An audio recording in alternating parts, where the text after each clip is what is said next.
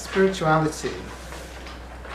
This is research done by a man named Dr. David R Hawkins. He's written several books. Dr. Hawkins did, via kinesiology or muscle testing, he researched this table between 0 and 1,000.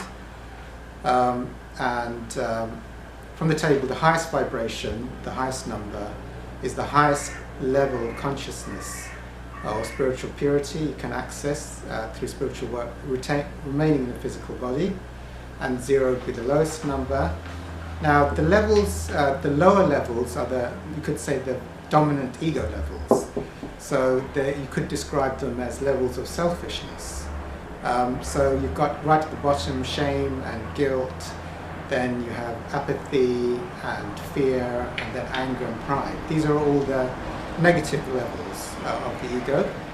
Now, the more positive levels like courage, neutrality, acceptance and love and peace and enlightenment are the highest levels of spirituality. So, from this, one understands through one's own spiritual work, you can start to make a rough gauge, but at the lowest levels of spiritual connection, one is swamped with lots of negative feelings regularly on a daily basis. So one is often feeling shameful, guilty, or fearful a lot of the time, or anxious. And it seems to be like a dominant field. You're just in these lower levels, but you might be fluctuating a bit. But it's like you're at that very low vibrations. It means essentially you've got lots of resentments, lots of guilt and shame that has not been dealt with spiritually. And it's like all of life is filtered. So it's like everything is, you either see, like if you're dominated by fear, everything is like you're looking through sunglasses of fear. So you're afraid of losing people, you're afraid of losing, your house is going to be robbed, you're going to be mugged as soon as you get out. Even if you get a job offer, you're going to lose it somehow. I was definitely in those fields a long time ago. If you go a bit higher, actually my dominant field would probably be addiction. So that's when you're chasing something. You're always like, my dominant addiction is food. I was primarily a food addict. So always thinking about food, always wanting to eat food to escape from fear and having to deal with life. So, or it could be, in the addiction levels, it could also be not just food, it can be relationships as well. So it's like if I'm alone, there's a huge feeling of emptiness and loneliness and a longing for a person. And like if you're codependent, then it's like you've got to get someone, and then they become like, you could say, a higher power or something that you're trying to get your sustenance from and your roots from on a regular basis. And if they leave you, or if there's threat of leaving you, especially if you're at the lower levels of addiction, well, you might be a normal person as well, but at addiction, if you're a relationship addict, then it'll be like, if it is severe, it'll be like you feel suicidal, you'll feel like you want to kill yourself. It'll be that horrific if they leave you, and you have projected so much onto the other individual that it's all fine because you're being satiated as long as the person's here. Just like as a food addict, I'd be satiated as long as I could get enough food every day, enough donuts or enough biscuits. Luckily for me, I could always get enough food every day, so that wasn't a problem. But if there was suddenly a threat, or I could sometimes be fear, I won't get enough food in the place I'm going. So it's like the life support is going to be cut off. If suddenly, I'm okay if I know there's not going to be enough food, I can just have that comfort all the time. But as soon as there's threat for the food supply to be gone, then it's horrific. And for an addict, it'll be like life and death or suicidal, or very strong feelings of disconnection. So that's a level of desire, or if you're always chasing something, and you can feel quite happy while you've got the thing. So as long as I had the food, I kind of had a miserable happiness, but I knew I had my food. When you do, now, at the bottom levels, we do the Course in Miracles here. At the bottom levels, you would say there's a very strong feeling of separation. And when you sit with yourself, there won't be a strong sense of peace and serenity, because you often have a very, very busy mind. You might be prone to a lot of fantasy or a lot of fear projections. At the lower levels, you're worried about things going wrong all the time. At the addictive levels, you know, I might be, if I'm not eating, I'm probably dreaming about eating. You know, when I'm next going to get to the supermarket and find some more biscuits. So life is just eating the biscuits or dreaming about the biscuits, or I might be feeling remorseful if I can't get the biscuits or after I've eaten the biscuits because I've had too much. And the same with relationships. If you now, it can be that you're fine as long as you're in there, but if they're gone for a while, or if there's threat of them leaving, especially if you're in the lower levels, then it can be extremely disconnecting. And then, of course, if there is, if it seems like you can get back again, then that can be very, very soothing and can lead to a lot of peace and happiness because of the thought of re-getting the person. Or if they leave you, you know, you might be feeling very, very disconnected and just hoping they can come back to get that extra comfort. Now, as you do spiritual work, what does spiritual work mean? Spiritual work can mean many different things. What we talk about here, I mean, I'm in what's called a 12-step group. I go for one for food, and later on I found one which is called Sex and Love Addicts Anonymous for relationships. But there's different, I go to other fellowships related to money as well, but there's different fellowships. So that's what I call basic spiritual work. And then you've got, for me at a higher level of spirituality, you've got something called the Course in Miracles. Now the Course in Miracles, for me, 12 steps is basic level spirituality, which is like basic forgiveness work and letting go and surrendering to a higher power, surrendering to God, having faith and doing the right spiritual actions and living by spiritual principles. However, the Course in Miracles, within 12 steps, you're still having a strong sense of identity or location. The Course in Miracles is taking you to the highest level. Like, let go of all your thoughts, even let go of the belief you're a body. There you start to get spiritual experiences, if you do it long enough, states of expansion or spirituality or mystical states of love and connection. Now the thing with spiritual states is they don't come from an external. They're not hooked or based in an external. So basically, if I'm, and there's different levels, not black and white, but if I was at the level of addiction, which is quite a low connection, then as long as I have the external thing, I'm going to be very, very happy.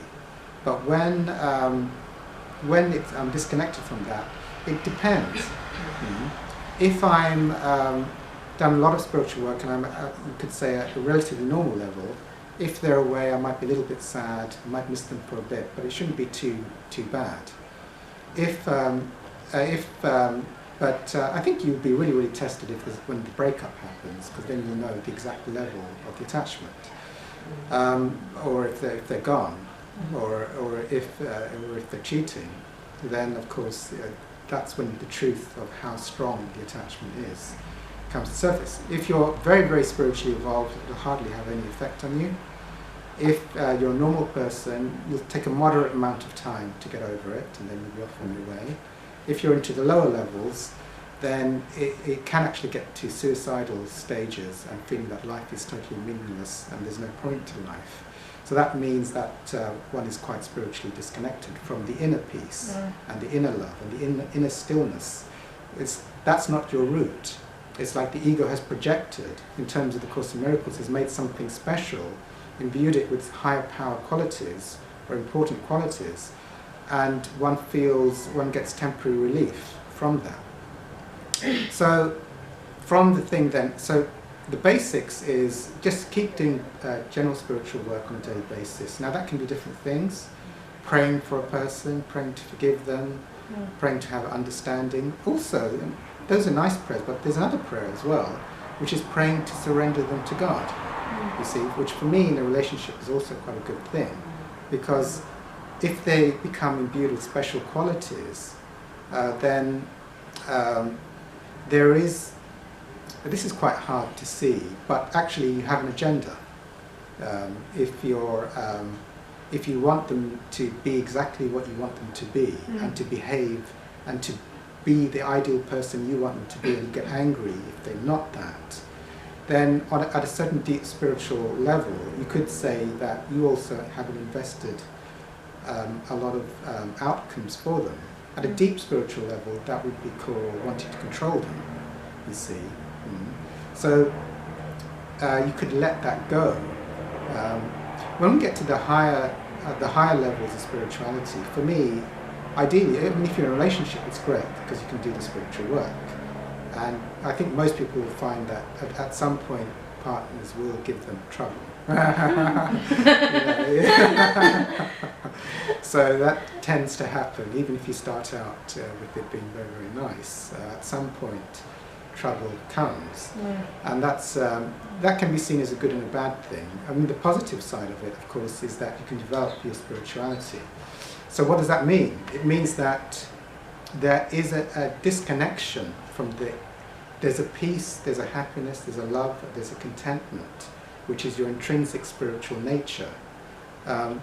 The stronger that becomes, the more you can be in life from a place of strength, peace, and the highest levels of love are actually unconditional love. Now that might sound a bit like pie in the sky, but it is possible. It's to be loving, but not to have outcomes or expectations of the other individual, and to let them be what they are. Now that's very, very high level. It's not normal in a spiritual society. But when you're in a relationship, it's the ideal opportunity to, when they don't behave the way you want them to behave, and they create enormous pain or loneliness or suffering, for you to do inner, because that brings up the lack of disconnection from within, and how much the ego is projecting happiness in an external solution. So, can I? Yeah, please come in. Yeah. Yeah, so I just really relate to this so I was with my ex-boyfriend for about 2 years, and I definitely wasn't at my lowest spiritual level, because before I got into a relationship with him, I'd already been in a 12-step program for about a year. There was definitely a lot sort of more attachment than I have now to other people. And we broke up about a year and a half ago. I actually kind of ended the relationship. There was still a lot of pain. I remember speaking to you on the phone, and I remember, as a result of that, for me, what was really helpful was to actually just like feel out the whole attachment. And because I'd had this attachment, this idea that he was somehow mine, and now he wasn't. And so I kept repeating to myself, he was never mine, he was always God's. He was never mine, he was always God's. And I was just crying a lot, because I was crying out this attachment that I felt like I had this thing that was then taken away from me. And then eventually with my ex-boyfriend, we were at the same university, so I had to see him quite a bit on a day-to-day basis, but actually eventually what helped me was to just completely not see him. That's just personal to me, and I kind of trust again that if I'm meant to see him again, I'll bump into him, but it was really helpful for me to not see him, because then there was this thing of like, oh, I wonder what he's doing. But actually when I went underneath that thought, again, it was just the pain of like, oh, I've lost something that was mine, but it's like, no, he wasn't mine. And just like crying that out, and like still now, what's interesting is that I obviously still have some small amount of suppressed feeling about that, because my current boyfriend's been away, so to be honest, I haven't really been thinking about him, like not in a mean way, but I've just been kind of getting on with my life. But I spoke to him on Skype the other day, and that ignited a bit of sadness of like, oh, I wish we were in the same place, but we're not. And that reminded me, then I got sort of a little pang about my ex-boyfriend, because it's the same feeling of like, someone's mine and they're not here, Yeah. And so then I had and then for a minute I thought, oh my goodness, I must be missing my ex-boyfriend. And then I was like, no, it's just this feeling that needs to come out. And so then I was feeling out that, but as a result of that past relationship and feeling out all of those feelings, now with my current boyfriend, like, there's just so much less attachment, there's so much more pure love. Like, obviously, I'm not like enlightened, so it's not completely pure unconditional love, but there's much more of a sense of not needing him and just being able to kind of like coexist, and like an acceptance that our paths might go like that, and that's kind of okay. And there's much more of a lovingness, and I'm much more aware of my desire to control, like, and it comes up in all these crazy ways, and it's really quite amusing. Like, he has this hat that I actually hate, and I started having dreams about burning the hat, and, like, stealing it, and, like, disposing of it somewhere. I hate it so much. Oh my god, this is going on YouTube. You can't put it on YouTube. I'll edit that out, yeah. Just the hat bit. Yeah, I'll edit the hat bit out. I've just made a cue, I will edit this out. Sorry, just in case he finds out how much I hate his hat. But you know, that is much more of awareness of of the desire to control coming up, and I don't know, I mean, if we broke up, I'm sure I would still be sad. In fact, I know I would, because, well, it depends where I'm at spiritually by then, but if it was now, because now that he's away, I can feel like a pang of like, oh, I miss him, but it's much like looser. It's not like a suffocating, I don't know, like all my previous relationships, like what I equated with love was also kind of suffocating, because it was a real kind of like need. So it felt like kind of like a noose around my neck at the same time as feeling like love, because it was this constant panic of, oh my goodness, if this person's away. Whereas it feels much lighter now, because I kind of know I'll be fine whatever, which is why I've been applying to all these jobs, because even though there is a small amount of sadness, it's like, well, whatever happens, it'll be kind of fine. So definitely, like, feeling out the past attachments really help with like, it's an investment for me in future relationships. It's like anytime I lose someone, because it brings me closer to God and I get a chance to feel out attachments, it's like an investment in like a less fucked up future relationship. So it kind of, you know, that's it. Thank you. Yeah, and that's brilliant. And in fact, that was quite a funny day. I was actually writing a bit on grief.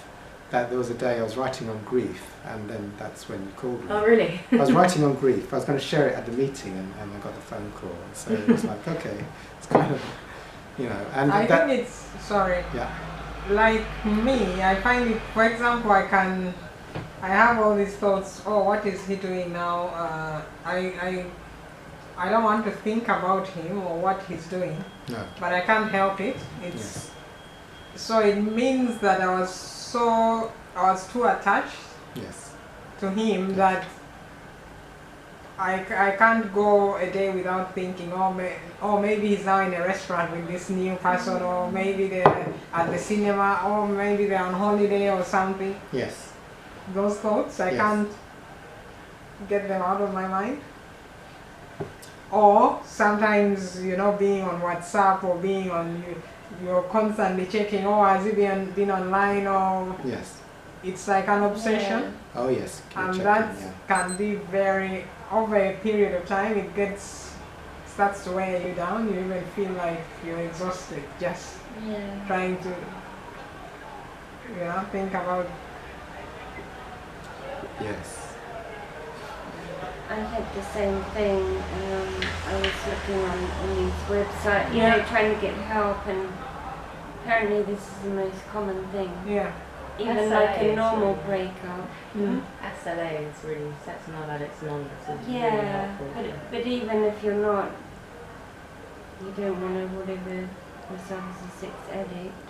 Yeah. Like I'm in 12-step, I'm in AA, and I've been to CODA, but I'm not sure. When I read this SLA, I was like, I'm not sure that it resonates with me. I think everyone has these feelings when they have a breakup. It doesn't mean you're an addict or whatever, but I think what you're both saying about, maybe you're not spiritually connected enough with your own inner God, or because someone has coaxed you into this thing that you know you've been manipulated, you've allowed yourself to be manipulated to have all this belief in this person, and you know you've just been in a weak enough state to allow that to happen.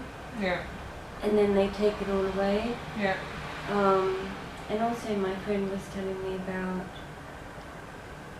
there's some other kind of title for these relationship people, who are like fantasists, and this is what they do. I don't know if that's in Slav, Yes, but yes. they can't just go in a normal relationship. They just make this huge fantasy. Because my one was similar. Yeah. Like build this whole world for the other person. And they know that it's, yeah. But they can't possibly do what they're saying. It's just that's what they do. They're like fantasy addicts or something. Yeah, yeah. And yeah, mine was like not as quite as bad as yours, but yeah, it was the same. Like I was going to meet his mother. I'd already met his daughter. We like after 2 weeks going out, he was like, I want to take you to Hawaii on a holiday. You know, it's all a stream and fantasy, and you're just pushing it all the time. You know, like every day a new thing, on top of all the ego boosting. Like you're so beautiful and you make me so happy. You know, all the thing, and then they take it away. Yes. I know what you mean. But I think it's true, if you can rebuild your sense of self and a strong base, then that, I mean, obviously I feel better because I saw the person, which, you know, it's like love addict, whatever behavior, like I've had my taste for the week. Yeah. And you know, I have the possibility of the Thursday. The Thursday might not happen, you might cancel, or I might cancel, or, you know. But still, it's a good thing. But it gives me, you know, like I'm still getting my food. Yes. Even, you know, the idea of it. But before that, like the day that I bumped into him, which was also a miracle, was I was feeling really good in myself. And I was like feeling really good in my body and really smiley and happy and strong. And that's when I met him by chance. Because I had been trying to heal myself. But, you know, I think it's good, all those 12 steps, but I think sometimes, you know, you have to look at that this is like what happens anyway to a lot of people. Yeah. And it is, well, with everything, you know, losing your job, losing money, whatever, it's like, if you don't have a strong enough base in yourself, you're going to more likely get caught by these things and swept away. And more pain when the things go. I agree with that. I don't do relationship fellowships just because I found that when I work a spiritual program, it just kind of sorts itself out. Yeah, I've just you not don't found it need necessary. it. Like, I mean, I could in the future, but you know, I'd rather sort of just work at higher levels to try and, you know, stay centered and stay present and let go of all attachments. Yes. Yeah, me too. I think It can be hard. it's very hard. It is hard. Because naturally, I'm someone who, I'm a very family person. I want, my sense of being is when I'm with family or when I'm caring for people. Yes. Oh, That's where I find myself. I think that's one, it's very bad to live like that. If I'm not caring for people I care about, I feel like, what's the point? There's no point. Oh, okay. Well, the thing with that, of course, I mean, there's caring and there's caring without a sense of connection as well, which is different. So when you get a strong, like you were saying, like when you get a strong spiritual base, then one can also be with others and be loving and kind and help others. But also, if you're not with others, you're also strong as well. So it's not like one has a dependency to always be looking after someone in every moment, and then if you have got a day without a person, then you crumble. So that's still not a strong spiritual connection within, because with the Course in Miracles, really, and with Muji I'll be talking about in a little while, it's about, let's get a connection to something that does not pass. That's the key thing. And then from that place, be from that place. So I don't want my happiness to be based on whether a particular person is in the room or not, or in my life or not. Because for me then, that's a dependency on a person.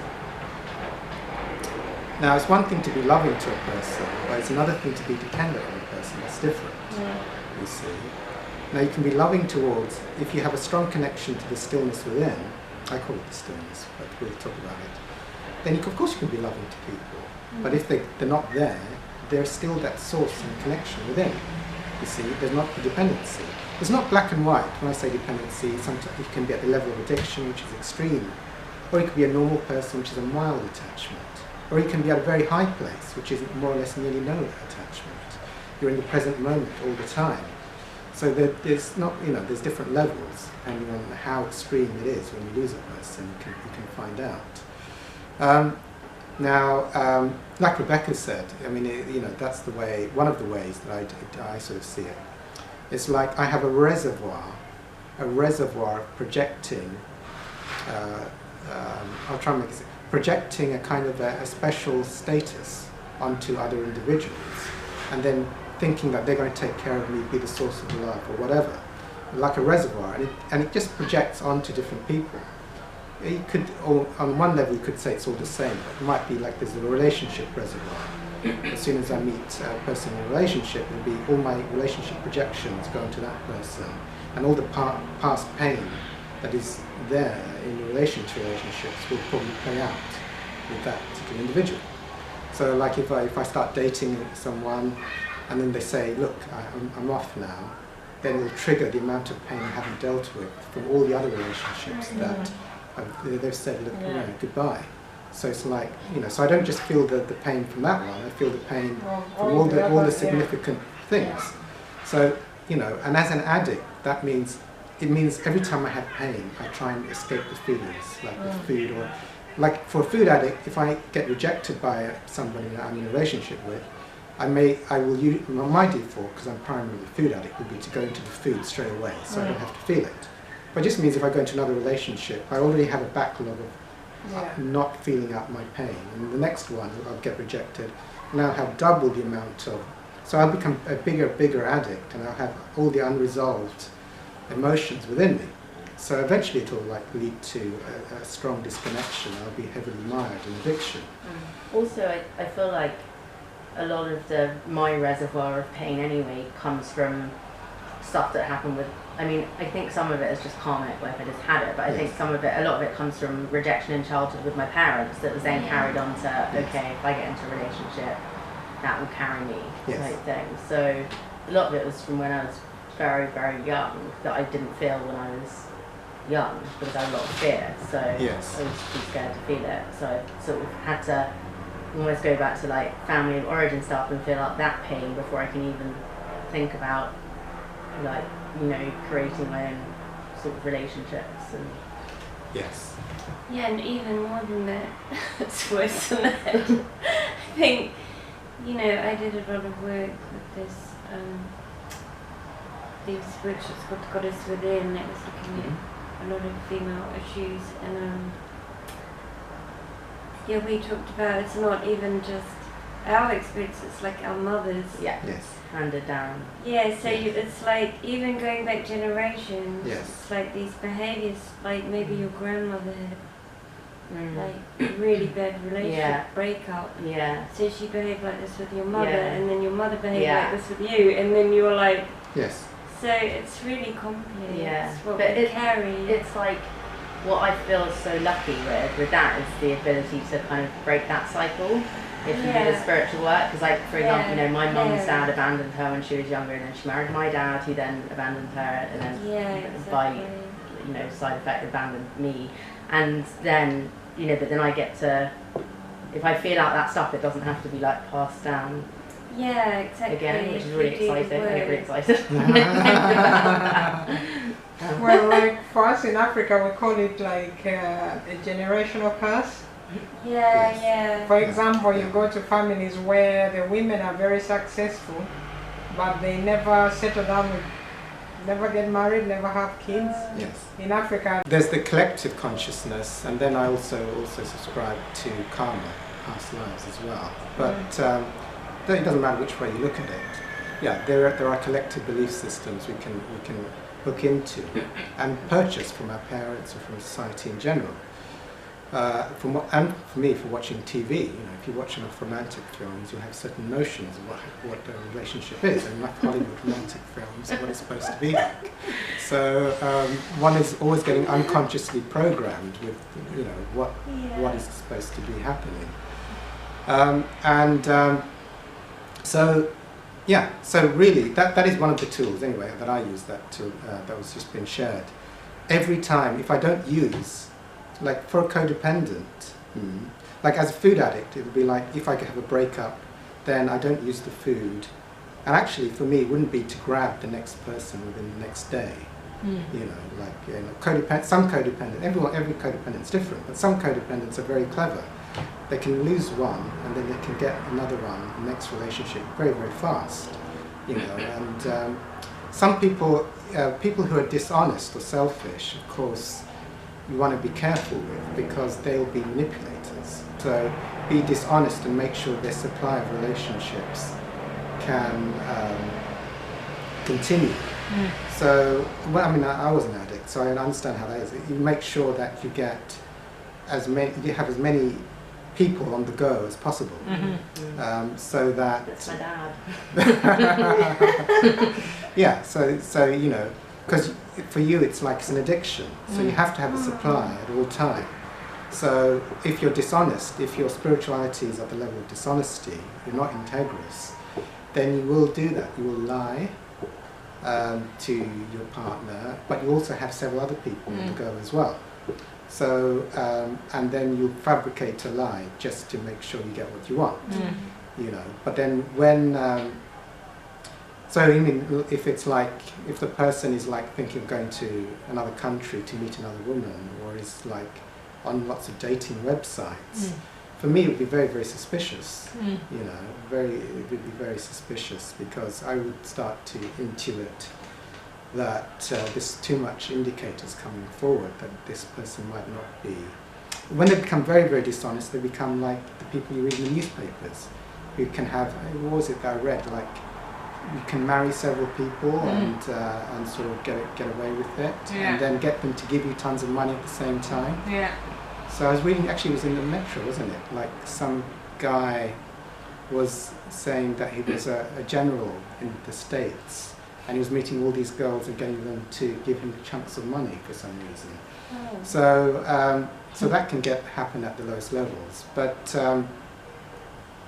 also it does make me like, if it depends, like if you're an addict, what they say in some of the relationship fellowships is you need some space so that you can get over your attachment.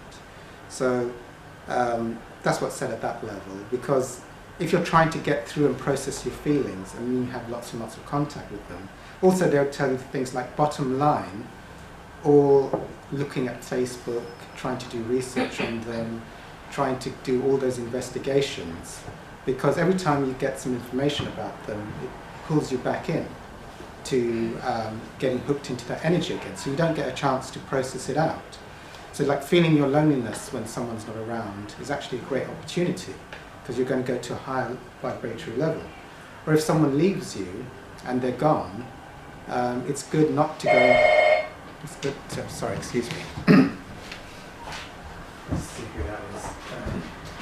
Sometimes I think it's better to hi, kind of block him from every, you know, like block him on WhatsApp, block I think that's helpful. I mean, I don't think it has to be like that. I don't like the rigidity, but it did have to be like that for me with this particular relationship. You know, also just because, not necessarily because I don't think I was in a place of addiction with it, but when I was going through loads of suppressed feelings, like I got loads of things like suppressed anger coming up about the relationship, and I didn't want to have his number or have him on Facebook, because I didn't want to be able to be like, by the way, you're an arsehole for 6 months ago, because it was like so part of it just felt kinder to not, so I could like experience these feelings without it sort of lashing out at anyone during it, because I had a lot of suppressed feelings. So it's not necessarily that I wanted to talk to him all the time or that I wanted to research him or anything, but I just knew that yeah, it was better to just have no contact.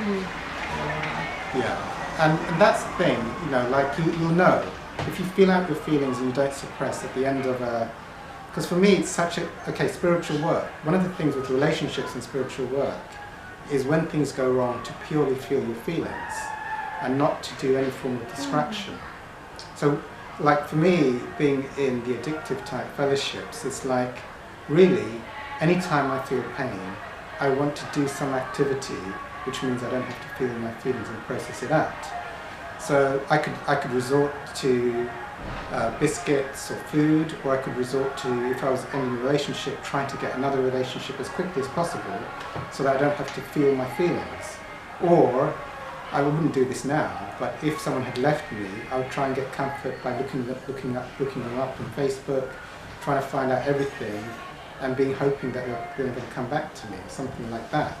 Or even trying to approach them and trying to get them back. Or if I'm bad enough, I might even tell them they should leave me. Yeah, so yeah, that's one of the thoughts I had. You know, no one's going to be as good for you as I am. So that probably comes out of me at some point, right? but you know, but that's the kind of the addiction. You know, you must get them back, and what can you say to get them back? And then, if you're a bad enough addict, you'll humiliate yourself to try and get them back. They don't really want you. And what's annoying is sometimes when you've healed and you've moved on, this same person tries to come back. How do you deal with something like that? Well, for me, one of the most important things to realize with the person is, are they integrous or not? That's the most important thing to deal with. And as you get in touch with spirituality, it's the most important indicator is, are they relatively honest? And when they say something, are they coming from a place of spiritual honesty and integrity? You know, if I, like with after I meet a person for a while, I start to get an intuition, is this person intrinsically honest or not? You know, that's such an important factor. If they're spiritually, like if they're trying to do any spiritual work and they're trying to be integrous in all their dealings, and when they say something to you, to the best of their ability to try and be honest in what they've said to you, then if I went into a breakup and they had a relationship with someone else, and then, but they suddenly that ended and they said, look, I really want to get back with you, and my experience had been that they were genuinely honest most of the time, all the time really, but to the best of their ability, then yeah, I think that's fair enough. However, if I've had enough information, we can go through it. What are the, you know, people who are not integrous are extremely selfish, and you'll get clues about their dishonesty. Like they'll say, like, oh, I'm being really, really faithful with you, and you know, I want to get married, and then you know, a few days later you find that they're on several dating websites. And then it's like, oh, and they might be leaving for another country soon because they met someone quite nice there. And then, but they're saying to me, look, you know, you're the one.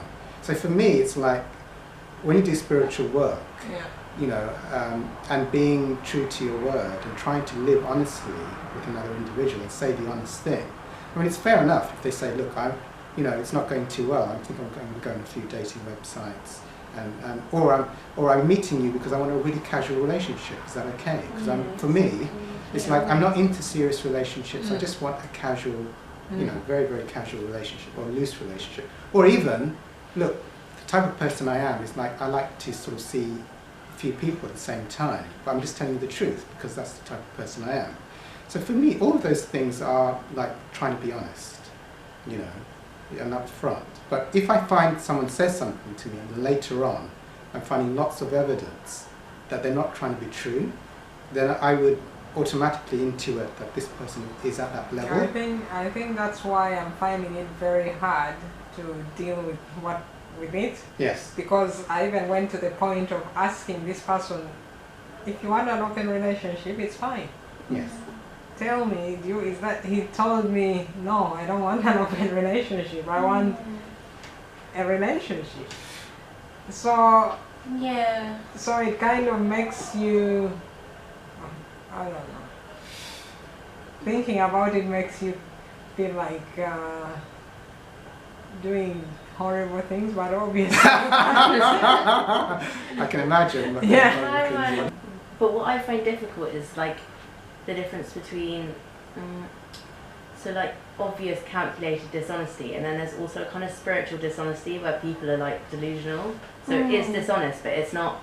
So for example, with my ex-boyfriend, he was a really great person, but he, you know, was probably the most spiritual person I'd ever gone out with to that point. It doesn't feel like it now, but because I'd kind of progressed. But he wasn't actively dishonest, but he was spiritually dishonest because he'd say things like, oh, we're meant to be together, like I'm the only person that you could ever be with, that would make you this happy, or we'll be together forever, and all these things for me are like spiritual dishonesties because it's just not true. Like, but it's not that he would be thinking, oh, I'm going to tell her this lie.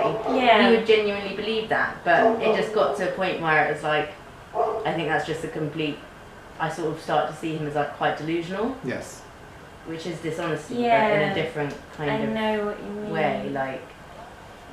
I think, I mean, I was thinking when you were saying, like, is the person honest, I was going to say, before you said that, like, check your own integrity, Yes. like, sometimes it's really, I find it really hard to hear, like, the honesty in myself, you know, the true feeling, and, you know, because I might be delusional being like, you know, he is good and I still, you know, because I don't want to hear another feeling. Yes. But you know, and it's just to be able to really check yourself and spend the time and pray for some kind of answer, some kind of clarity, or pray for the willingness to dig deep down and feel the real truth in yourself.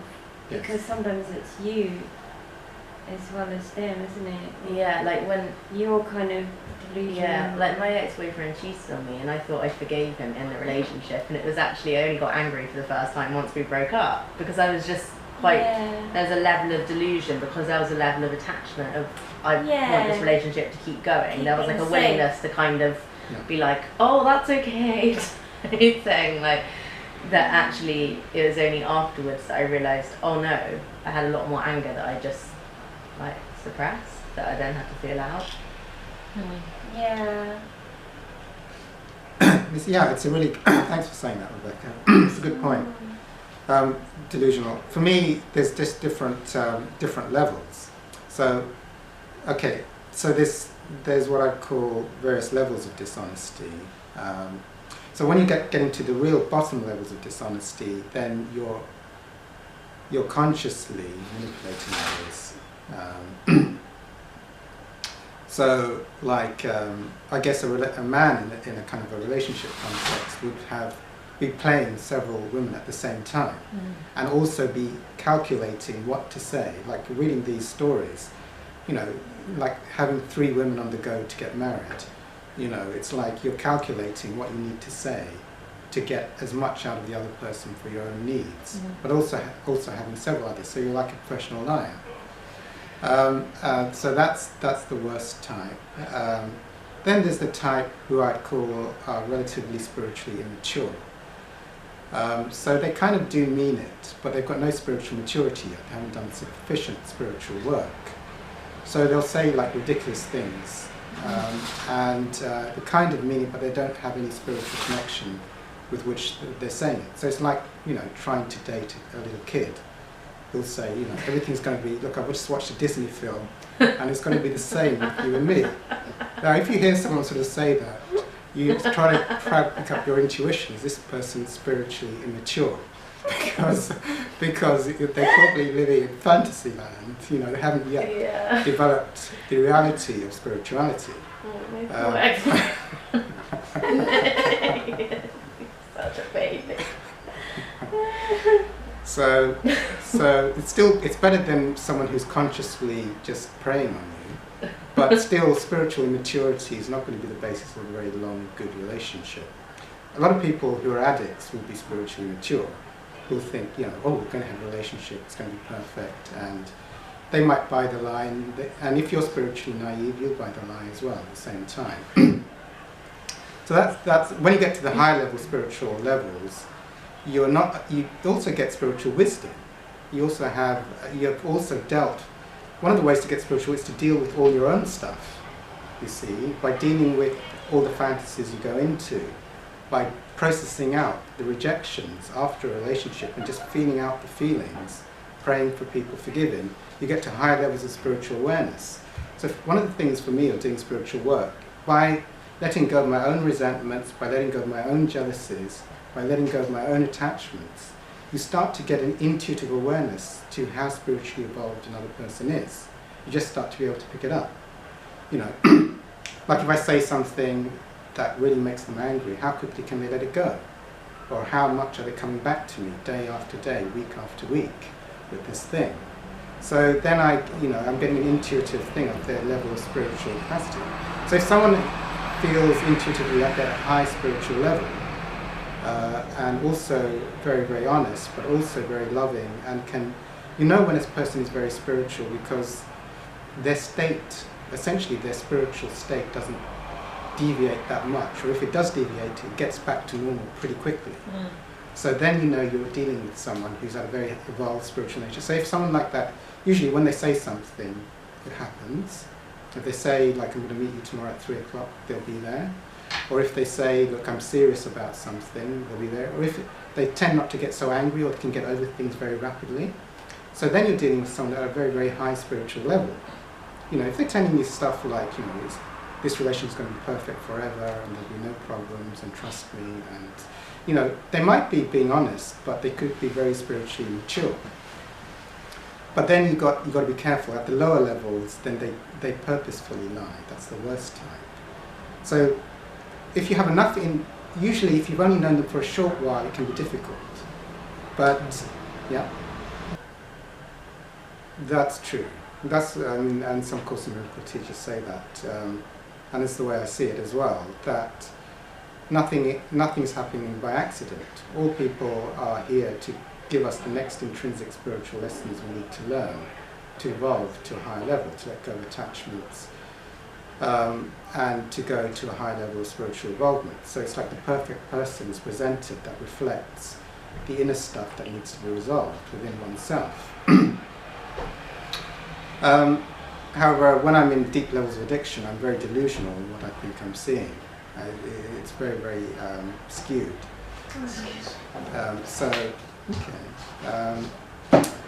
All right, so yeah, so it's like letting the attachments go, feeling them out. Also, if the person is honest and also spiritually mature, that's the best thing. If you've not had enough time with them, you may not have enough information, because they may say things to you, but if you've been with them long enough, then it's going to be, generally they will be being honest most of the time. So even if they leave you and they want to come back, then I'd say, you pray, meditate, and if you feel you want to take that on board, then yes. But if you've had enough data that either they're dishonest or they're spiritually very mature, then you may want to reconsider that. To the extent, what we know from the addictive fellowships is that if you haven't let go of enough of your own inner attachment, your thinking is very skewed and tends to be, often will give you the wrong information. Like if I'm very dependent on the person, they leave, like my head would be making every single reason to get back with them. Yeah, and anything I've seen that's bad in them, I'd rationalize it away. Oh, that probably really didn't happen, or probably was just a one-off thing that's never going to happen again.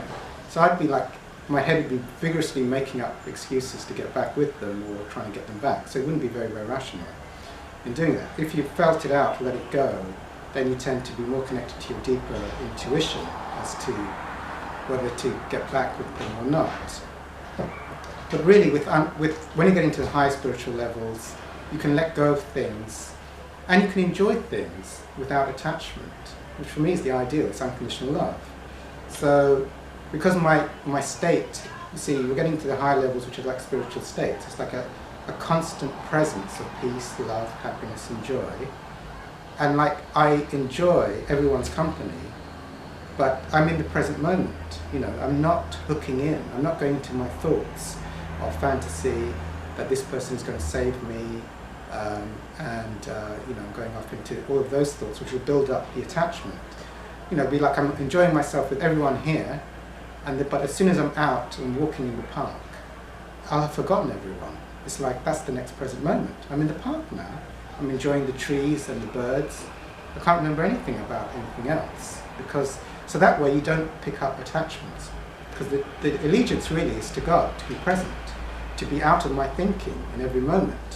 So that's the best way not to build things up. But you enjoy everything the most, actually, because when you're out, it's only the thinking that's going on in every present moment that's cutting you off from the source. Okay, so I think we'll do, unless there's any questions at this point, we'll do cancelling the beliefs. Okay. All right, so very, very quickly for the new person, cancelling the beliefs. Try to be quick.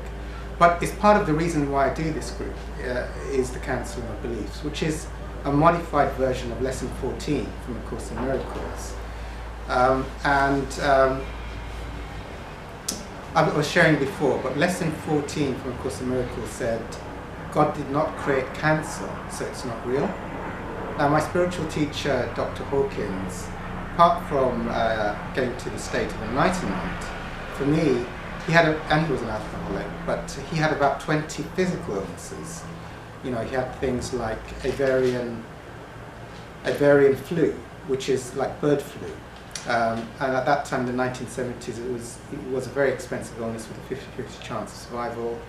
He had many other illnesses, ulcers, and by doing the work from A Course in Miracles, not only did all his illnesses all went. He refused the medical treatment for the Avian flu, and it cured. He even had things where he'd go up in an airplane. I thought this was the biggest miracle of all. He'd go up in an airplane, get horrific pains in his ears, and that left, and he had an X-ray done many years later, and the bones had actually changed. So just by doing this spiritual work, I can go into the esoteric way, but for me, the Course in Miracles is aimed at such a high level, which is, and Hawkins often talks about causality. The ego believes in causality comes from the world. So it's a kind of a Newtonian view of the world. It's like there are things out there in the world which are causing other things in the world to happen. When you get to the higher levels of spirituality, you recognize nothing out there causes another thing to happen. Everything is coming from the spiritual dimension. This comes, what supports this on which is an indicator of that, was the Heisenberg principle, which said that if an observer watches a phenomenon out there, then it's changed. You know, it actually changes just by observing the phenomenon. You know, so that totally was a new paradigm, because science always believed that causality rules. You know, just by you watching a phenomenon, that's not going to change a phenomenon. Now, if you, like with Hawkins' research, of course, if a scientist who's at a certain level of consciousness looks at a phenomenon, there's a mild change in the phenomenon just by him observing it. But what would happen if you were like enlightened? And you had done so much spiritual work that you were connected nearly fully to the spiritual dimension, and your ego had been removed, and you saw or had a thought. For me, at those levels, that's the level of the miraculous, where spontaneous healings happen. In 12-step fellowships, where people are working vigorously on spirituality, the impossible happens every day. People who cannot be stopped from alcoholism or drug addiction or food addiction, they just go to these rooms, do some spiritual work, go to the meetings regularly, and their addictions stop. But what if you did even more spiritual work? And then you'd see things. It was reported like with Mother Teresa. You know, people would suddenly, their cancers would just leave just by being in the presence of that field of love. So I had, at the height of my addiction, I had aggressive food addiction, I had I had other addictions, also workaholism, relationship addictions, and also that took me to kidney failure, and I had a spiritual, when I had my, this was a big changing moment for me, when I was diagnosed with kidney failure. I was admitted to the Royal Free, and for me it was like I was facing death. I had a spiritual experience, and I heard a voice say, you have to find a spiritual solution. That transformed my life. And then I had miracle after miracle happen, did the 12 steps, really to Hawkins. Dr. Hawkins is one of my major teachers. And he said, do the 12 steps, do A Course in Miracles, and focus on teachings of enlightenment, which are basically his teachings. But also I was taken spiritually to a man named Ruju, who we'll be sharing a bit later on about his technique to get that spiritual connection within. Okay, but having done this, modified version of lesson, which is God did not create cancer, so it's not real. I mean, when you first read that, you think, is that, I had like a background in biochemistry, so it's like there's a scientific explanation for why you've got kidney failure or why you can't do things.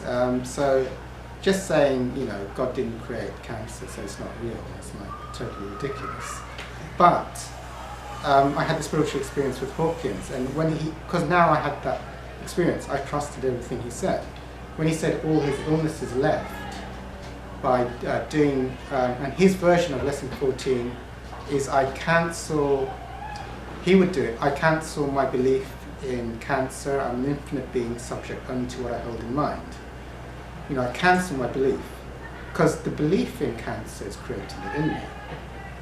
Also, like was said, everything is a mirror, but you could say that the beliefs in me are bringing the relationships that are coming my way towards me. So they are a mirror. What I haven't resolved in myself will be the type of relationship I'll draw to myself next. Like one of the persons I work with in 12 steps, she was always vigorously doing her 12-step work. And I would say to her, and it was clear to both of us, that she would do spiritual work on her current boyfriend and forgive him and surrender him, and then there would be the breakup. And the next boyfriend would always be an upgrade, from the previous one. She would always get a slightly nicer one, but he would also irritate her in some new way. So she'd work on that irritation, and then she'd get an upgrade to a nicer boyfriend who didn't have that last irritation, would have a new one. But they'd be getting better, basically. So it's a mirror, and it's like they say that you're only given, God gives you the next right thing to deal with in the right divine order. So He's not going to give you a thing you can't cope with. He'll give you the thing that you next need to cope with in your relationship. Anyway, I did this, but the prime reason I did this, and part of the reason I did this, was because spirituality was the way out of addiction. It was the way out of, I had, kidney failure as being on a dialysis machine 8 hours a day. I had walking sticks, asthma inhalers. And it was like, I just need to do the Course in Miracles, and all of this stuff can leave me. And today, all of this stuff has left me. I cancelled my belief in kidney failure. I'm an infinite being subject only to what I hold in mind. I was doing that every day. And then after a few years I had a transplant, and I've been fine for now about 5 years. Also I was just discharged from the asthma clinic. I was on an inhaler, and they just discharged me, but I did what basically was being shared here. Every time I had asthma symptoms, rather than use my inhaler, I would sit with them. I'd sit with the feelings until it was past. No, I'm not going to take the fix. I'm not giving medical advice here or anything. This is just, I encourage you to take your medications. I'm just sharing what I did, so I take responsibility, but I'm not encouraging anyone to do anything. But rather than do that, I sat with the feelings of suffocation. And then each time I sat with those feelings, they want to shut the door. And then doing that, they became less and less frequent because I sat with the feelings, and then I was discharged from the clinic, like you haven't got any symptoms any longer. The same thing with relationships. If at the end of one, you take all the opportunities to really experience out the pain until you feel peaceful. If you keep doing that with each relationship, you'll get to a point where you enjoy them, but there won't be any fear of loss, and you'll be fine, or quickly fine, when they're gone. Okay, so that's the reason I've had and you can cancel any belief. Cancer, I do physical a lot, but it can be like in a relationship, I cancel my belief I can't survive without this individual. I'm infinite being subject unto what I hold in mind. Or also it can be around money. I cancel my belief in lack and poverty. I'm infinite being subject unto what I hold in mind. Okay, and also after my cancellings I do a little visualization just to affirm the positive. Any questions about how to do it or what it means to cancel? Yeah. You got questions? No, I'll think of one, not now. Okay. Could you just repeat, the last bit you say, because I have trouble remembering. Oh, I cancel my belief in cancer. I am an infinite being subject only to what I hold in mind. An infinite Being subject to only what I hold in mind. An infinite being subject only to what I hold in mind. Okay. Yeah, it doesn't really matter that much, but that's the way I did it. For me, it was like I did it religiously because that's what he said it worked for him, so I was like keeping it absolutely strict. But one of the big ones for me was kidney failure. So I cancel my belief in kidney failure. I've also had spiritual experiences, white light spiritual experiences and other mystical experiences, so it makes sense to me. Or anyone who's had experiences of expansion, unlimitedness, that wasn't English, was it? But have unlimited states and expansive states will realize the truth in what's being said. It's my belief that ties me into limitation. Because I believe in kidney failure, it has now created kidney failure in me. I purchased it or whatever it was. And the more spiritual work you do in letting go, because every belief must be a limited belief.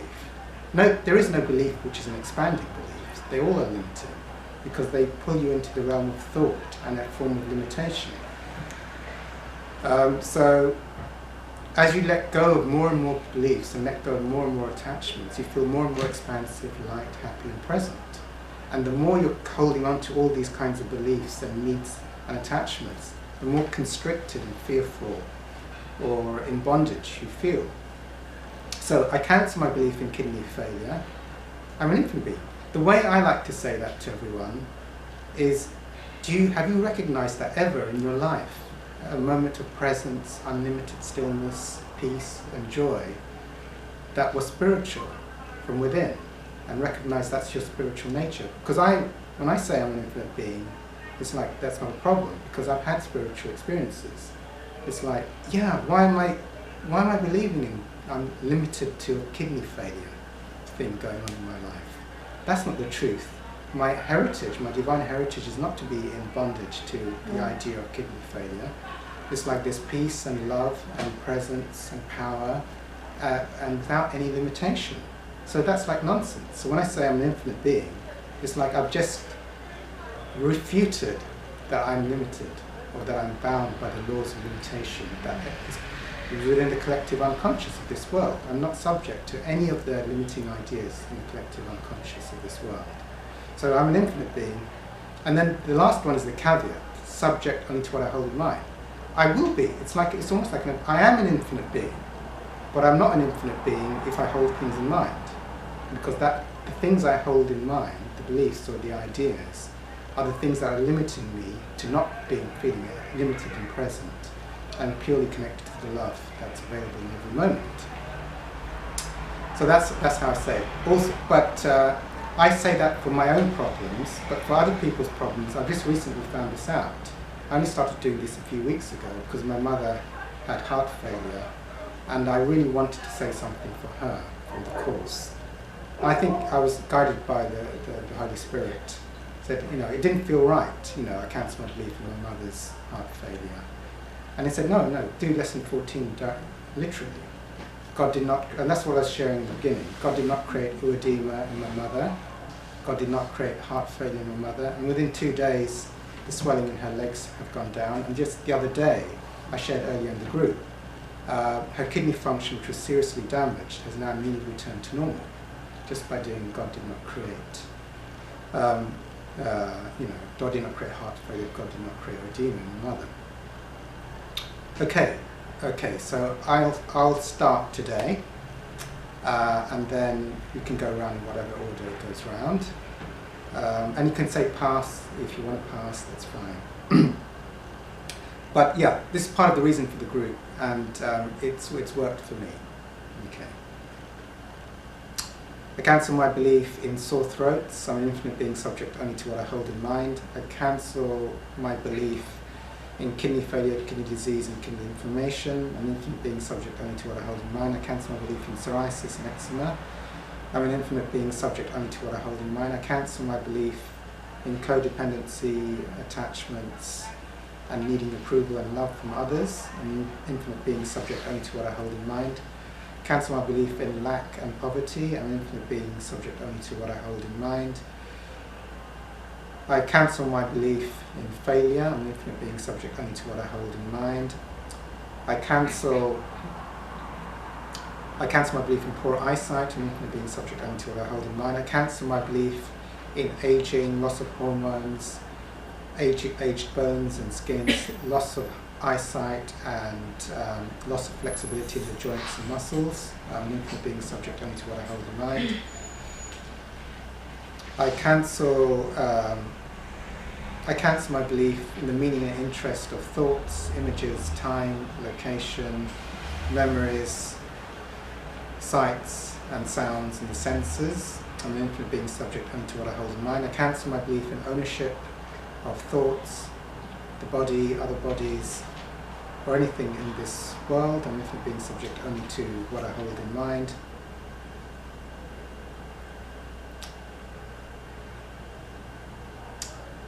God did not create heart failure in my mother, so it's not real. God did not create kidney failure in my mother, so it's not real. God did not create edema in my mother, so it's not real. God did not create aging and suffering in my mother, so it's not real. I picture the body healthy, strong chi flows around the body, clearer eyesight, healthy skin, healthy bones and joints, good circulation, healthy high functioning kidneys, healthy blood pressure, healthy digestive tract. I picture the body happy, laughing, with a good sense of humour, kind, considerate, tolerant, patient, present,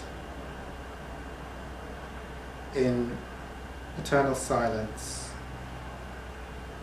and non-attached, pure witnessing.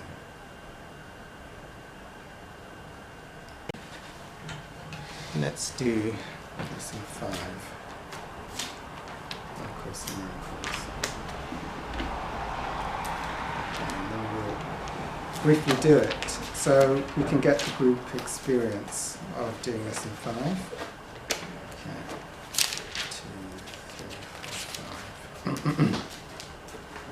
Each of these early lessons, the first ones are like going around the room and just saying like, this cup is meaningless, that person is meaningless, the light bulb is meaningless.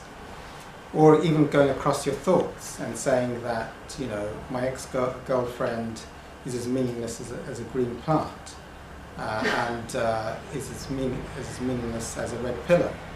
So those are actually practical strategies in how you how do you let go of a thought that becomes imbued with so much power that you go off into fantasy and results. And the Course in Miracles is telling you.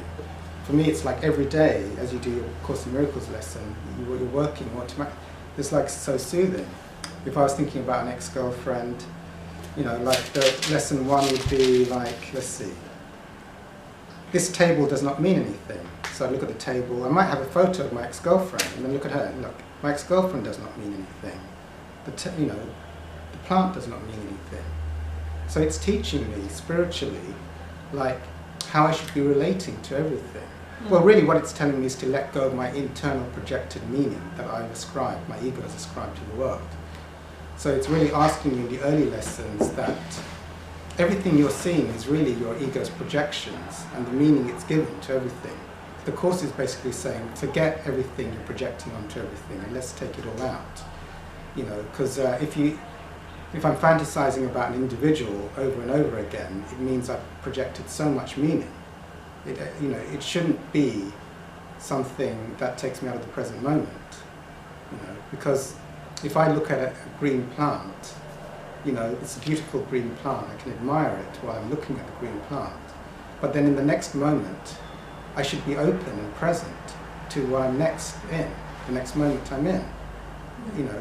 If I projected huge amounts of meaning about the green plant, made it magical, and then in the next moment I have to fantasize about it and get lonely because it's not around any longer, then that for me means, from Course terms, means I've done something. I've given this thought, this thing outside of myself, such great meaning for my ego, and now it's creating distress.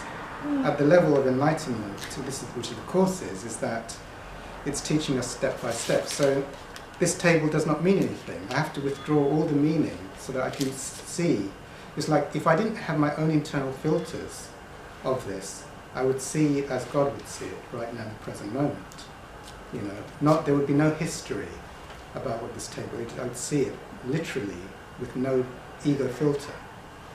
And if I see an individual, I would have no ego filter.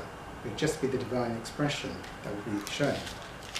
So the Course calls that vision, and it's rather than perception. Perception is what my ego filters the world to be.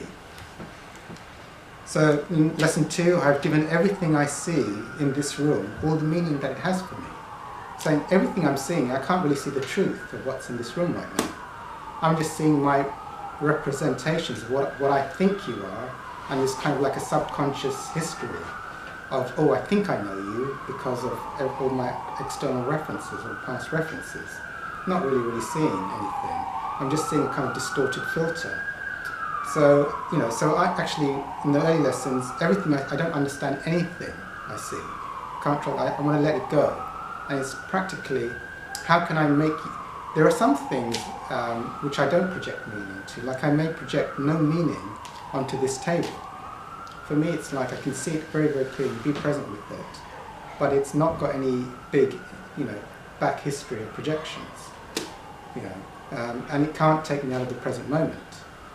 And with a person, though, I can have so much. So I need to make a person, and especially if there's a person that I'm getting into a lot of fantasy, I need to, by doing these Course in Miracle lessons, I usually have a good, look, I did it psychically today. I've shared about it before. I think some of you might have heard me, but I have this thing with flies and insects and spiders, is that whenever they come in, I can just use my hands and open the window and get them out. I mean, it's impossible. It's impossible to have that. You can't get a big fly and just go like that and open the window and it goes out. I was resenting the wasps, so I'm sure that's why it just came to fly around my face. Because I was thinking, get out the room. In a not very spiritual way. So, Yes, So from the levels, one of the other things from the levels of consciousness is that at the lower levels we attract our fears to us. So if you're fearing about something, like if like a common belief system in relationship type relationships is that everyone's a cheat. And you're probably going to meet, the next person you meet will be a cheat. You see, it's not. But as you get to the higher levels where you're resonating in love and trust, then you start to attract different types of individuals that you meet. But usually you've had to do the spiritual work of having relationships whereby you're working on your stuff to get there. So, okay, lesson 5. Let's get to lesson 5. But that was a miracle. I had witnesses. I believe in past lives. So I think the Buddhists do have a very strong thing of not killing anything. So I suspect, in past life I was a Buddhist. So you can't kill a fly. You have to spend as many hours as it takes. But like Hawkins actually described with past lives that horses really, really hated him and would have a really, really bad reaction towards him. And he did his forgiveness work around horses, and then he had a photo of a horse. It's on the internet. A horse kissing him.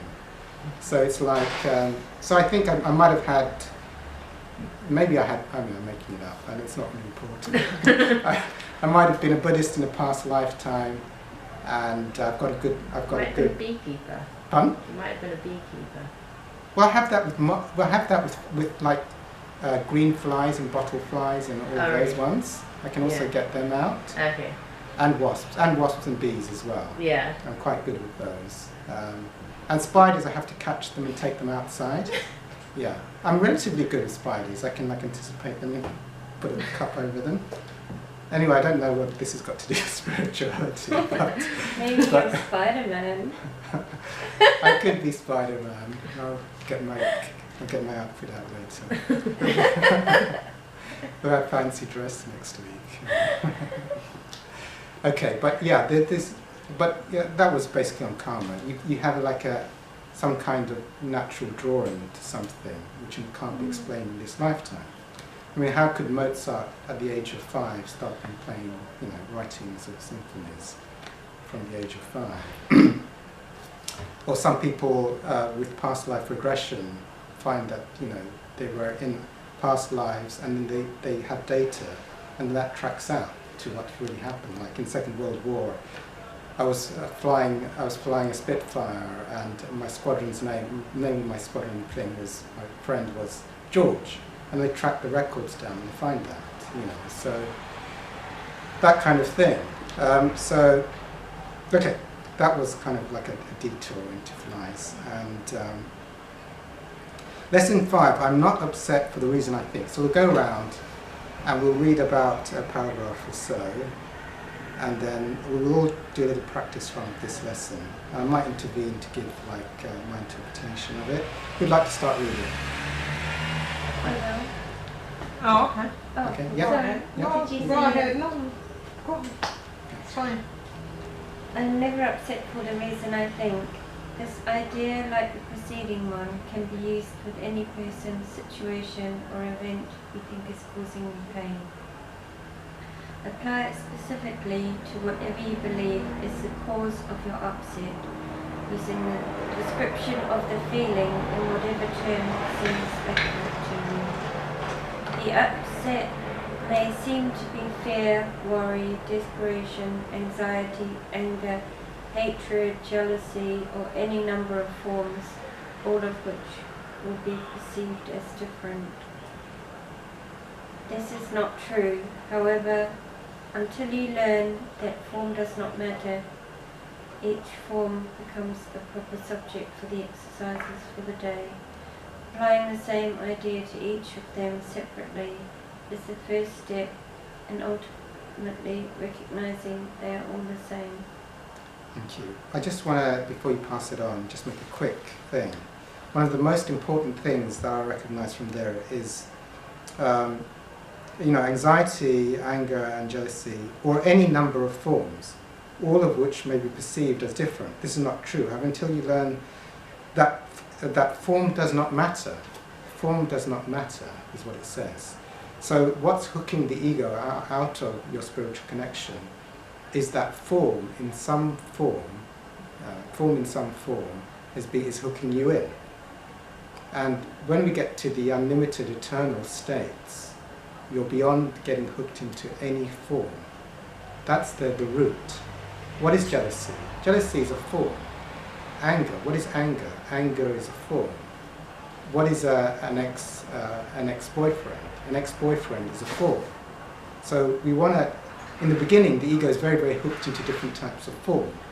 Like, this is my tea, I own this tea, nobody can have it. Or that's my girlfriend, nobody touch, kind of thing. But I'm really hooking in to different, really the Course is saying, it doesn't really matter. You're hooking into form. And at a certain point in doing the Course, you recognize you've just been hooking into various types of form, you see. The ego heavily defends the forms it's hooked into, but eventually the course will teach you that it's just another form you'll be hooked into. Okay, that's all I wanted to say on that. Yeah.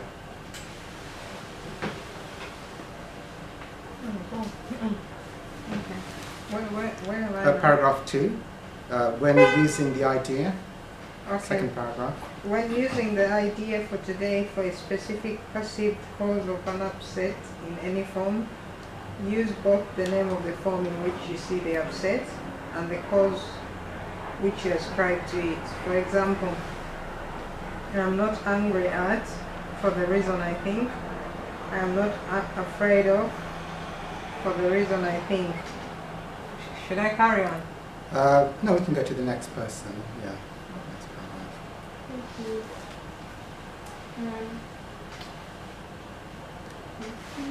But again. But again, this should not be substituted for practice periods in which you first search your mind for sources of upset, in which you believe, and forms of upset which you think result. Want to do another one? Yeah. In these exercises, more than in the preceding ones, you may find it hard to be indiscriminate and to avoid giving greater weight to some subjects than to others. It might help to proceed the exercises with this statement: there are no small upsets, they are all equally disturbing to my peace of mind.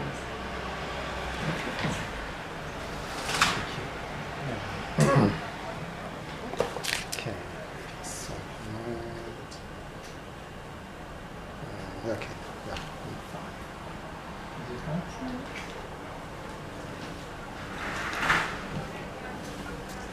Then examine your mind for whatever is distressing you, regardless of how much or how little you think it is doing so.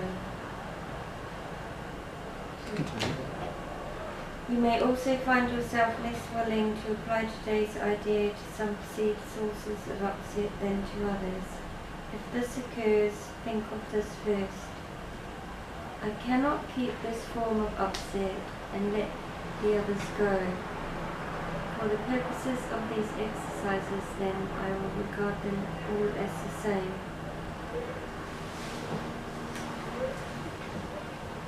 Number 7. Then search your mind. Then search your mind for no more than a minute or so and try to identify a number of different forms of upset that are disturbing you, regardless of the relative importance you may give them. Apply the idea for today to each of them, using the name of both the source of the upset as you perceive it and of the feeling as you experience it. Further examples are: I'm not afraid about dash for the reason I think. I'm not depressed about dash for the reason I think. 3 or 4 times during the day is enough. Thank you. Yeah. That's brilliant. So we can have a sort of a little go at that as a group. But so I'm not. It's also mentioning causality and form. You know. I think I am angry at, say, Joanna. I'm not angry at Joanna for leaving me for the reason I think. I'm not angry. So the course is trying to say, well, the form is anger and the form is Joanna, and there's a causal link. The causal link, causality. If Joanna hadn't left me, I wouldn't be feeling this anger. So it's Joanna's fault, and the fault is all out there in the perceived world. So my ego interprets things. Anger has come up, or maybe sadness has come up, because Joanna. So it's Joanna's fault and it's brought anger in me. So these are the forms. But actually I'm not angry. In truth, I'm not angry at Joanna for leaving me for the reason I think. Or whatever it may be. That's just an example. It says, one of the things in this thing is usually on the big ones and the small ones.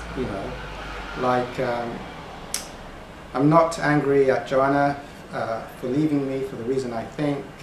And also, if something else is irritating, we use it on that as well. I'm not angry at myself not being able to close the door. You see, so it's like that's the smaller one. But the course says if it comes in, we want to let go of everything. With the Course in Miracles, all thoughts. Actually, we're going at the level of thoughts. We want to be uninterested in all thoughts. So even so, the ego would like to do, well, it's understandable on the big ones, but you can do it on everything. So this is just one. This is lesson 5. But I thought, and people can pass if they don't want to. But for me, it's just actually, I think what it's saying is doing a bit of mind searching. What are the predominant thoughts that are going through my mind for a little bit, and then saying, you know, I'm not angry at Joanna for leaving me for the reason I think. I'm not angry at myself for not being able to close the door for the reason I think. So we'll go around, and it's a practical exercise. So I'm just gonna. Anyone can do it in the way they want to, or everyone can pass or not. It's up to everyone. But we just do lesson 5, or I'll do lesson 5. So I'll just do a bit of mind searching. I'm not fearful about my mother dying for the reason I think. I'm not angry at myself for not being able to close the door for the reason I think. I'm not afraid about not earning enough money for the reason I think. I'm not fearful. I'm not fearful about people judging me for the reason I think. I'm not fearful about losing my health for the reason I think. Okay, that's enough for me. Brilliant. So yeah, just doing those. They do work. You just keep doing them. Sometimes you do them and you're not sure why you're doing them, but usually I've found by the end of the day some inspiration comes and tells you, oh yeah, yeah. Or you get some kind of feedback as it starts to break. You know, you say, you know, I'm not angry at Joanna for leaving me for the reason I think. I'm not. And then by the end of the day, if you keep saying that, suddenly it's like it's different, or it may not be different, but you will eventually be different each day. I find it like it's fine saying it in the morning, but I find it hard saying it throughout the day. I do set alarms sometimes, but then, you know, it will alarm and I'll be with someone, so I'll be like, okay, well, I'll do that in a little bit, and then I manage to forget. I find the course really hard because I have this thing where, yeah, so like in the morning and the evening I can do it, but throughout the day I find it really hard to find those pauses, even though I know I have the time. Like my ego will throw out excuses like, oh, it's because you don't have the time, but I know that that's some crap. Yes. But just, you know, getting myself into the routine of pausing, and yeah, alarms do help, but I never know. I guess maybe I just have to plan it around my day a little bit better, because, you know, sometimes I'm with someone or I'm doing this and I'm doing that, and then the alarm rings at a really inconvenient time. Yeah. I don't know. Yeah, I guess it's just a habit I need to get into. I think what I found, and I've shared, you know this, because for me it was like Hawkins, you know, all his illnesses left it through doing it. So it's like every day I was like, my life could change, and it has changed through doing the lessons every day to the very best of my ability. But there is a lot of resistance in the beginning because I was very spiritually sick, and but there was willingness. And what came to me was, you know, I was like, how can I do it? And I found from Argos, you can get this watch. And one of my female friends got a pink one, so I think it doesn't have to be blue. She found a pink one. But in August it's blue, and I can set it, and it's like, so I've got this thing for 5 minutes, and if I start it, in 5 minutes it will beep, and then it'll go on. If I don't touch it, every 5 minutes it will beep for 5 times, and then I have to reset it. And if you now this is after 7 years. I mean, in the beginning you might be doing it once an hour, but now I found that as you go through the years, you're able to do it with smaller and smaller gaps, and it just becomes an intuitive thing, like it's kind of a friendly thing. I'm so resistant to that watch. Like, I mean, I've known you've had that watch for like years, and I'm like, I don't want. No, most people don't. I don't want a beeping watch. It will annoy me. Oh, okay. But I guess it won't annoy me if I'm doing the course. Well, you can do the lessons on the watch in the beginning. Yeah. Like, I'm not angry at my watch for the reason I think. The watch sound is as meaningless as a cup of tea, you see. So you just use the course lessons on whatever How much is that from Argos? £20. Oh, that's not I should have got. I've had so many people buy it now. I should have like a commission or something. To make a deal with it. It's usually 15. Sometimes it can be on sale, £15. I'm not interested. No, most. Yeah. I might get a different watch. One of my. I mean, in Argos it's blue, but one of my female friends, she found a pink version. I don't like gendered colours. Yeah, she got a pink one, and I don't know where you can find pink ones from. But the thing with this is that if I go into it, like in the room, I can just switch it off now. Yeah. And as soon as I go out, I'll put it back on again, and then it just carries on. And the times are adjustable. So like the course says hourly in the beginning, so I can do it to every hour, or it can change it to beep every half an hour, and it's on my wrist. Yeah. And then you can stop it instantly if you're in an important conversation and restart it straight afterwards. I had another friend, and she had something on her computer which would remind her when she was on the computer. So otherwise, some kind of reminder. I guess there might be such a thing as a vibrating phone. So that'd be cool. Yeah, that's better than a That would annoy me less, I feel. okay, so Cassia, I Be have yeah, vibrating is a great one. So I think, like I was praying to God for a solution. This is the solution God gave for me. But I think if you don't like beeping blue watches, maybe God will find a different solution for you. Yeah, but I'm probably just being ridiculous. Like, I could wear a beeping blue watch. Yeah, you can. I can. Yeah. I can share my It's just experience. ridiculous resistance my mind has put up. So maybe I should go get one. Yeah. My peace has increased by, paradoxically, the shorter the interval, the greater my peace has been over the years. Like when I had it once an hour, then I knew my state of peace was at a certain level, and then I was able to get down to half an hour and then to 10 minutes. It seems paradoxically, but in every 5 minutes you're not allowed to indulge in your ego and go into silence.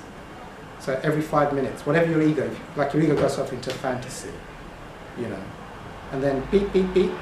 Oh, right, okay, let's let go of everything. I say my Course in Miracles lesson and then go to silence, like total silence. So it's actually like it's actually reversing your addiction to thinking, because you're not allowed to be in your thinking or lost in a huge track of thought or fantasy for more than 5 minutes before you have to forget it all and go to silence, or say your Course in Miracles lesson. So it sounds a bit bizarre, but actually it's a very, very powerful way to actually break your addiction and get into the present moment. It's like, if you're forced to be in the present moment every 5 minutes and out of your thoughts, it's a very, very strong support to be out of thinking and just to not get hooked into your thinking. It's like now, when I have it on, I can't get lost in my thoughts for more than 5 minutes before I have to forget everything and silence myself. And then I've got up to 4 minutes to get lost again. But it's a break. Before, if it was hourly, then I could have a whole hour of getting into a massive argument with myself or in a fantasy thing. So, and then, I should just check in and be silent and be present. So it's a longer, so my own experience. And the Course does ramp it up. If you see the Course, in the beginning it says morning and evening, don't worry about anything. And then it's saying do it every hour. And then it kind of goes to do it every 10 minutes. So actually the Course is as your spiritual growth increases, it's like your discipline. It wants you to check in with God, with presence or stillness, even faster, not get lost in your thinking for so long. So naturally I got the message of the Course after many years, and it's okay. And actually my experience has been, it's been very, very, you'd think it would annoy the hell out of you having a beeping watch, but actually you feel quite peaceful. And it's more like someone, like an angel, for me it's more like an angel saying, get silent and present. That's my reminder to be in stillness. So that's how I see it. But a lot of people are very, very adverse to it, and I'm not saying that anyone should do it. I'm just sharing my experience around it. That it has actually helped reduce, and I picked that up from the Course. It became obvious that actually what I'm doing, if I repeat the Course regularly throughout the day, and I still my mind regularly throughout the day, it actually means I have a much more peaceful flowing day. I know if I went back to hourly, then my peace would start to erode. Okay, so we've done that. Okay, so self-inquiry. Okay, self-inquiry. Self-inquiry is the I met Muji, a teacher of enlightenment. He asked me what I was beyond my thoughts, and I had the white light spiritual experience. But what is self-inquiry? Self-inquiry and what is spirituality for me, this is my thing, is just experiencing that which I am. Let's use the Course terminology. Let me experience what I am by not hooking into form any type right now. If I let go of my attachment to all types of form that can exist in this world, then I will get in contact with my true spiritual nature after I've done the work to let go of it all. Okay, and self-inquiry is basically the same thing, from a different angle as the Course in Miracles, which is right now, experientially, let me get in conscious contact with something here, right now, which is not form. Let me experience it right now. So how can I do that? Well, what is it? To get in contact with what I am right now, it must be something that is always here and something which cannot pass. Very quickly, what are the things that can pass? Well, thoughts can pass. I perceive thoughts coming and going. What about feelings that come and go? I perceive anger and jealousy and all kinds of feelings come and go. What about time? When I get to the more subtle levels, I'm the one who's tracking time coming and going. What about pictures? What about like memories and images? Well, I watch them come and go. What is it that watches these images and memories come and go, but it's not the images that come and go? What about all the senses? What about sounds? Am I a sound? But I perceive a sound come and go. Okay, so let me identify now, what am I, which is not a thing that can pass. Let me identify that. And, okay, so,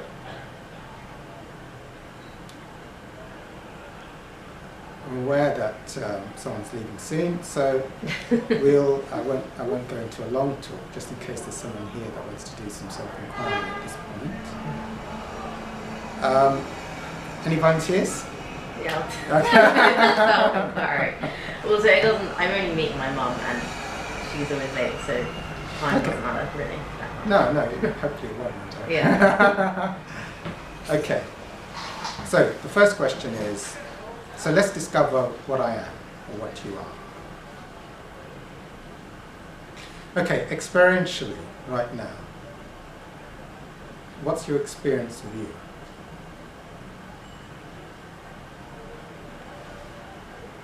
There's some sadness and some heaviness in my head. Okay, so there's sadness and there's heaviness in your head. Okay, the sadness and the heaviness in the head. Something is here which is observing the sadness and the heaviness in the head, and this heavy location in the head.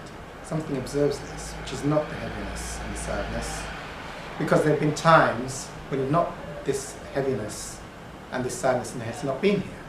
So it's something that's here right now. Just like there's a mug on the table, but you're not the mug on the table. Just because it happens to be here, you're that which is witnessing it. So there's heaviness and sadness, this is here right now, but there's something here which is observing the sadness and heaviness, which is not the sadness and heaviness. Can you go to that?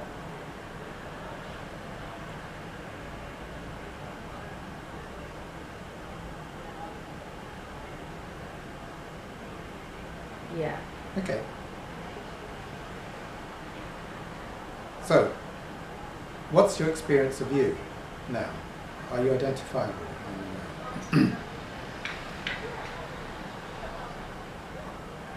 No.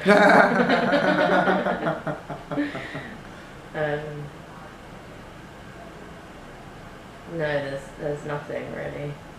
Any problems? Oh, good, No. good. Yeah, there are no problems there. That was quick. Okay, and stay there.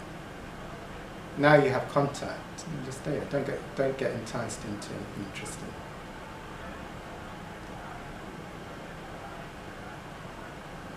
It's here always. It's still.